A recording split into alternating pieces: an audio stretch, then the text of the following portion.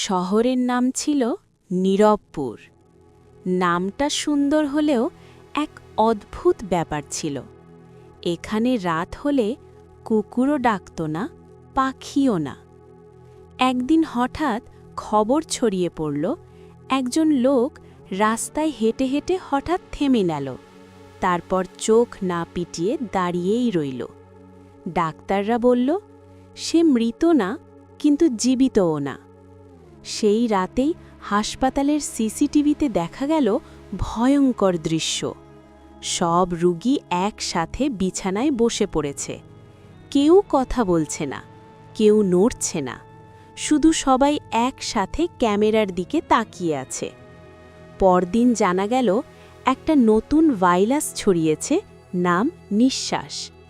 এই ভাইরাসে আক্রান্ত হলে মানুষ কথা ভুলে যায়, অনুভূতি মরে যায়, কিন্তু শরীর বেঁচে থাকে।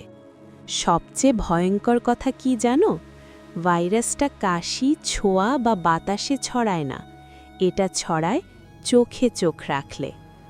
সরকার শহর লকডাউন করল, সব আয়না ঢেকে দেওয়া হলো, মোবাইল টিভি নিষিদ্ধ।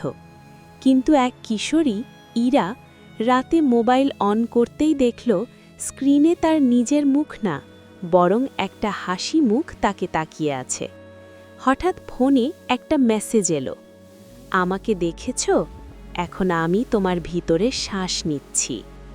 পরদিন সকালে ইরাকে জানালার সামনে দাঁড়িয়ে পাওয়া গেল, জানালায় চোখ খোলা, ঠোঁটে হালকা হাসি। ডাক্তার শুধু বলল, ভাইরাসটা বেঁচে আছে, মানুষ নয়। আর সবচেয়ে ভয়ঙ্কর কথা কি জানো? এই গল্পটা পড়ার সময় তুমি কি নিশ্চিত কেউ তোমার দিকেও তাকিয়ে নেই?